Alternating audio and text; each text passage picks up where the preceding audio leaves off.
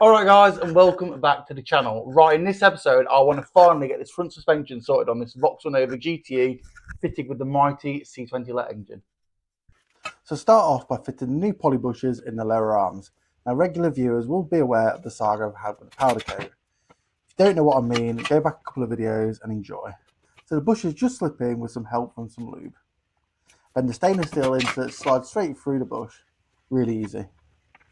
I repeat the process with the tie rod mounts. Now these were a little bit tight, so in the end I wound them in with an impact gun.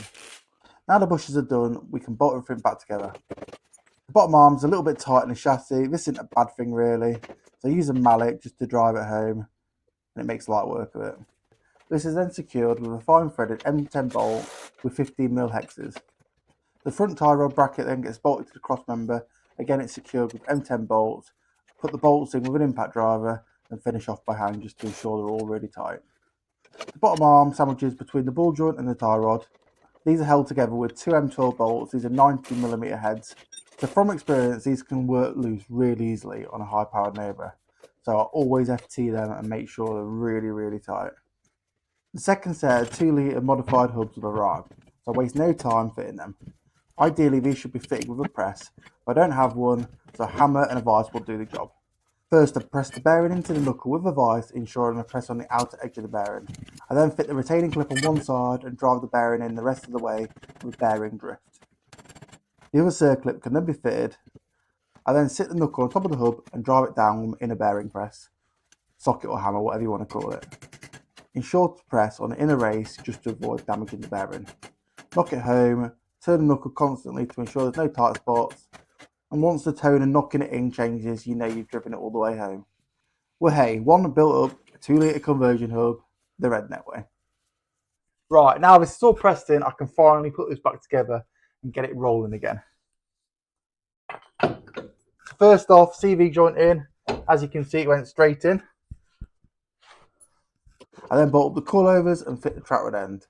The CV joint is torqued up and the split pin is fitted to secure the castle nut. The track rod end is torqued up and the M8 ball joint pinch nut is then fitted and tightened. This disc just slots on. It's an uprated drilled and grooved Cavalier disc, 256 by 24mm. This is common on a lot of 2-litre Vauxhalls, some 1.8s, lots and lots of cars. The dreaded Wilbur calipers slot straight on, but need a 2mm spacer to fit properly. It's a little bit fiddly, but we get there in the end. They're secured with the original Nova caliper bolts, which is straightforward. The pads then slotted and held in place with a split pin, and the custom hoses routed correctly and then secured up. Woohoo! Right, front suspension is now finally built up. We're a little bit behind schedule, but these things happen. Wilbur brakes are on, they just need bleeding. New discs are on, all the new arms, etc. So yeah, dead chuffed. Next job's to do the other side, which I'm not going to film for you guys. He's put some transmission fluid in, and then bleed the brakes. Right, Liam's here. He's built this side of suspension up off camera. So we are ready to put wheels back on, drop the car back on the floor, and that is this stage done. So I'm very pleased about that. And we have the next problem, the wheels don't fit. No. They're catching the caliper. We're having a lot of luck with this car. Right, this car is going to be the death of us. So, brake issues. These are obviously Wilwood 4-pot calipers. They're meant to be for a Vauxhall. They're very big because it's 4 pots. You've got pistons either side. Yep. The speed line. The speed line and Mistrals, I believe these are 15-inch ET45. So, not perfect. It should be ET49, but pretty good Vauxhall fit, yeah? To put these on, you need a 5mm spacer to clear the brake caliper because it catches on here. Yep. So we decided, did a bit of research, and it looks like Speedline Alicios fit over these brakes. Now these are an unusual Wilwood. Most Wilwoods don't look like this. Anyway, we did a bit of research and we thought Speedline's fitted. So poor old Liam spent 900 quid on these and travelled 5 hours to get them. And they look fantastic, really nice, in good condition, nice tyres. However, these are even worse. We're literally talking half an inch gap to get them to fit because the inside edge is slightly bigger. the hub ends here. So if that was machined off, essentially, it'll fit, but it's not. We're not going to machine them off. So we've decided these Wilwoods have been nothing but issues since day one. We're going to get rid of them. I'm going to go back to the standard 2-litre brakes, 256 brakes. We're going to keep these discs and just put, you know, Cavalier 2-litre brakes on this.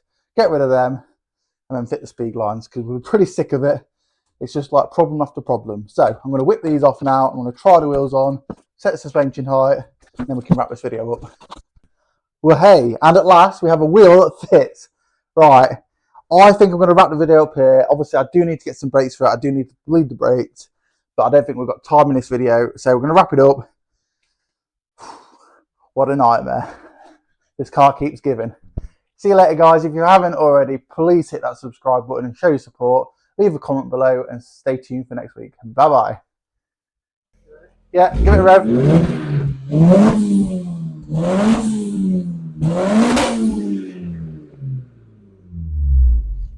Nice.